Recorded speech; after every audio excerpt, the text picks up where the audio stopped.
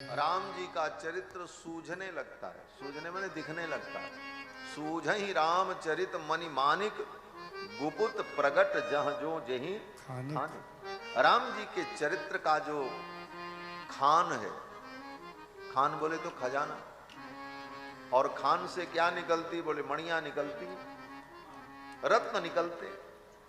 तो रामचरित्र की जो खान है, उस खान में जो मणियां छिपी हैं, हीरे पन्ने पोखराज जैसी मणियां, ये राम कथा की जो मणि है वो मणि दिखाई पड़ने लगी। सूझहि राम चरित मनि मानिक, गुपुत प्रगट जह जो जय खानिक। तो ब्रह्मा जी का आशीर्वाद जब मिल गया वाल्मीकि जी को, तो वाल्मीकि जी को संपूर्ण राम चरित्र का दर्शन हो गया। ब्रह्मा जी ने कहा लिख डालो रामायण।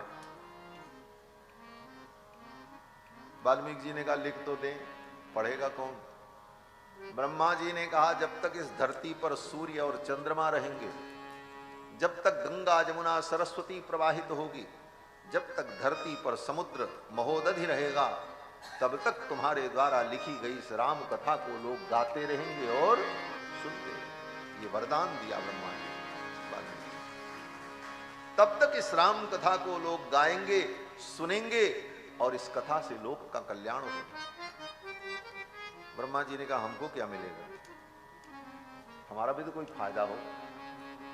ब्रह्मा जी ने कहा मुनिवर, तुम्हारे द्वारा लिखी गई इस रामायण को जब तक लोग गाएंगे, इस कथा को गाने वाला एक व्यक्ति भी अगर रहेगा, तो तब तक तुम मेरे ब्रह्मलोक में सुखपूर्वक निवास करोगे, तुम्हें ब्रह्मलोक की प्राप्ति हो।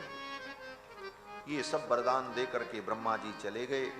और ब्रह्मा जी जब चले गए, तब महर्षि वाल्मीकि ने नारद जी के द्वारा सुनाई गई उस कथा का स्मरण किया, ब्रह्मा जी के वरदान के प्रभाव का अनुभव किया, और पवित्र आसन पर विराजमान होकर के आचमन प्राणायाम किया। और आचमन प्राणायाम करने के बाद राम जी का जब ध्यान किया, तो संपूर्ण रामचरित्र, संपूर्ण राम जी की कथा, जन्म के पहले से लेकर के निज धाम गमन पर्यंत राम जी की जितनी लीला थी, वो सब लीला महर्षि वाल्मीकि के बुद्धि में प्रकाशित हो गई। सारा चरित्र प्रकाशित हो गया, आ गया। वाल्मीकि जी लिखते हैं कि बस केवल मूल मूल कथा, जन्म कर्म क्या किया क्या नहीं किया, बस यही। बोले नहीं, हर चीज, राम जी कैसे हंसते हैं, राम जी कैसे चलते हैं, राम जी कैसे बोलते हैं, वो सब महर्षि वाल्मीकि के हृदय में प्रकाशित हो गया।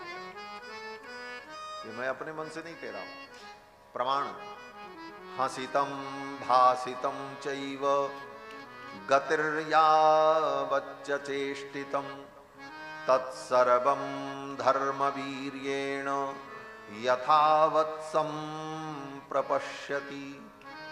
हसितम भासितम चैव, राम जी कैसे हंसते हैं, लक्ष्मण जी कैसे हंसते हैं, किशोरी जी कैसे हंसती हैं, रावण कैसे अट्टहास करता है। मन राम चरित्र से संबंधित जितने पात्र हैं, उनकी एक्टिविटी, उनकी गतिविधि, उनकी क्रिया, उनकी वाणी, सब का यथावत अनुभव महर्षि वाल्मीकि को हुआ। और जब जिसका प्रसंग आया, वाल्मीकि जी ने वैसा ही वर्णन किया, जैसे उनको सब दिख रहा और दिखा सब। तत्सर्वम धर्मवीर्येण यथावत संप्रपश्यति। यथावत वाल्मीकि जी ने संपूर्ण रामचरित्र को देखा अपनी दिव्य दृष्टि से, और यथावत वर्णन किया। जहां रावण का वर्णन आता है महाराज, हनुमान जी जब लंका में पहुंचे, तो रावण के दरबार में जब हनुमान जी उपस्थित हुए, तो रावण जब बोल रहा था, तो उसकी आंखों से टप टप बूंदें टपक रही। तो वाल्मीकि जी को दृश्य दिखा, उन्होंने वर्णन किया। कृष्ण वर्ण, लाल लाल भयानक आंखें, घूर्णित आंखें, और उन आंखों से जो पानी टपक रहा था, महर्षि वाल्मीकि कहते हैं जैसे दीपक जले, और जलते हुए दीपक से गरम गरम तेल की बूंदें जब टपकती हैं, उसी प्रकार रावण की आंखों से गरम गरम बूंदें टपक रही। जैसा देखा वैसा वर्णन किया। यथावत संप्रपश्यति, ऐसी भयानक आंखें, तो और जब राम जी के नेत्रों का वर्णन किया तो राम जी के नेत्र पुंडरीक के समान, कमल के समान।